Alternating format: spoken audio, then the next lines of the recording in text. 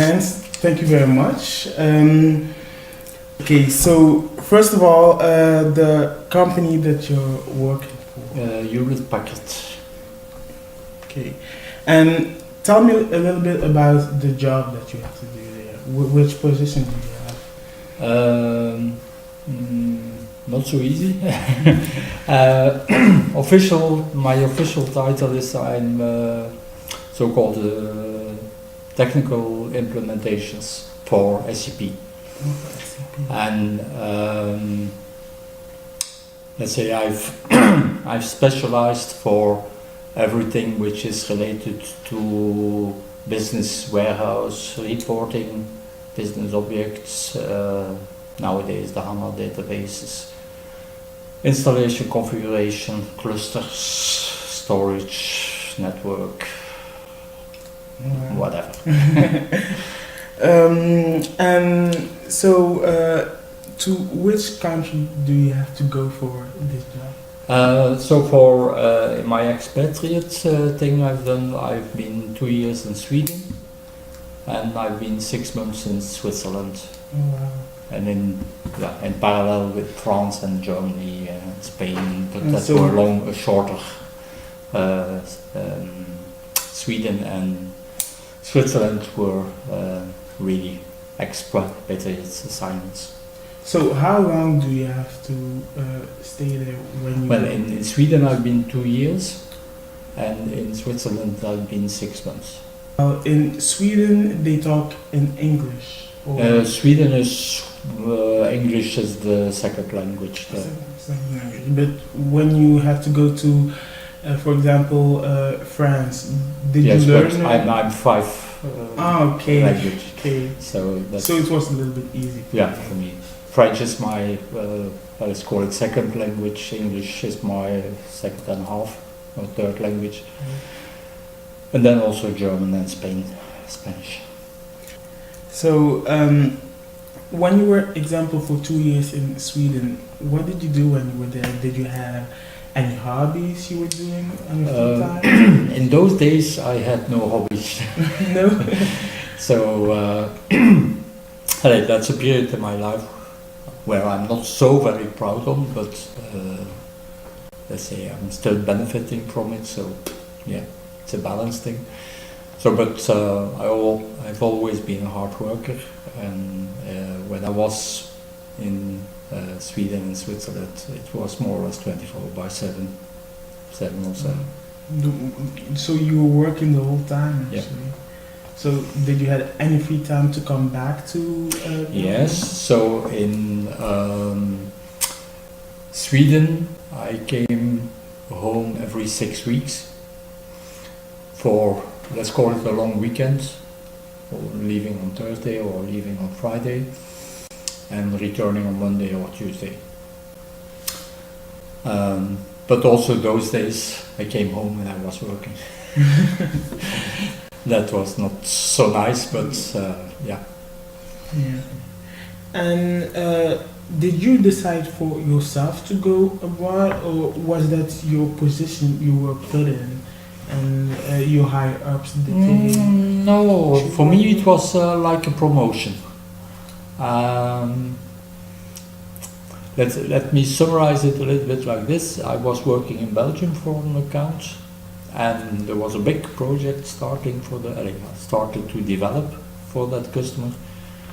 That customer was was in fact a worldwide customer, but let's say we were in that time only responsible for Europe. But that company had also South and North America, China, East Europe, Africa, etc., etc.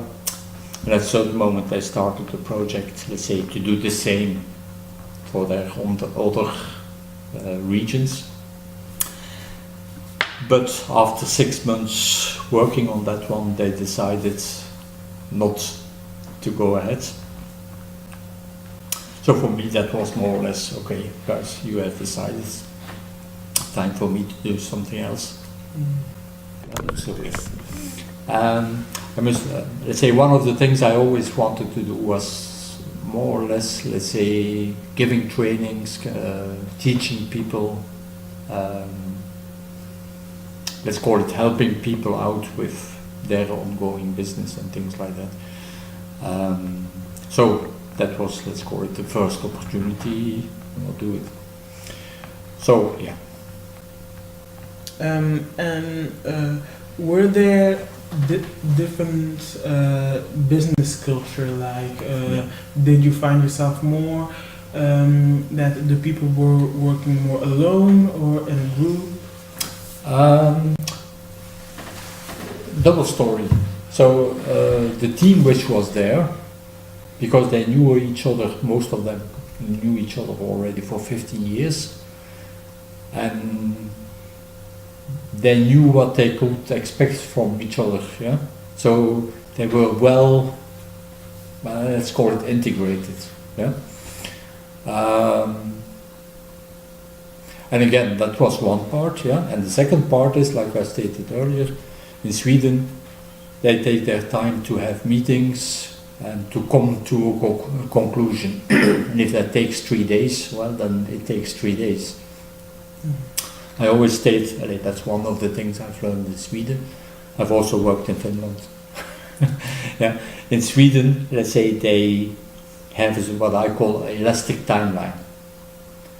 You have, you see an issue in the system.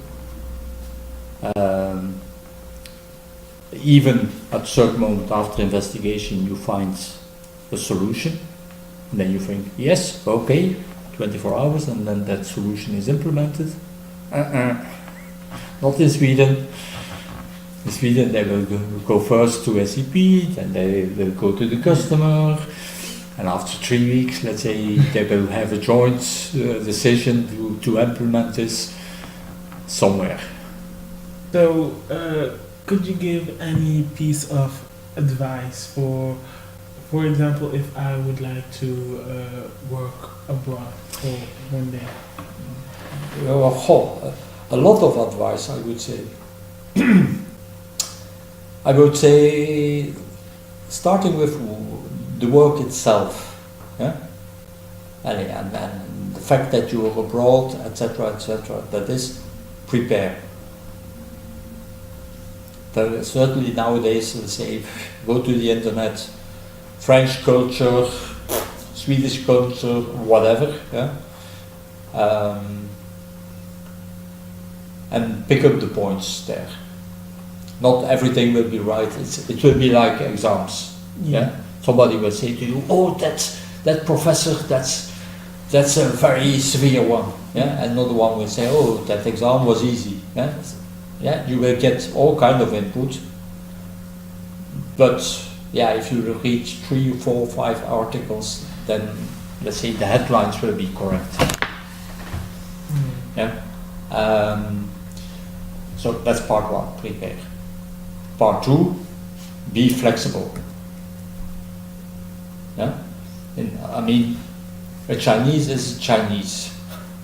You will not change 3 billion Chinese people. Yeah? So observe, I would almost say.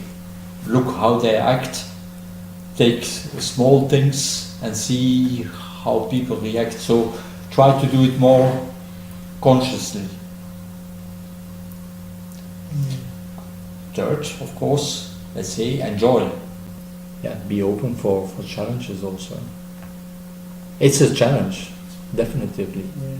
Married or not. If you're married, it's even a bigger challenge, I think. If you're single, don't say, well, I'm single, I can go everywhere, I can work everywhere. Yeah, you can, but it will be hard work. All on your own. Yeah, well, you need to have the mentality. Yeah?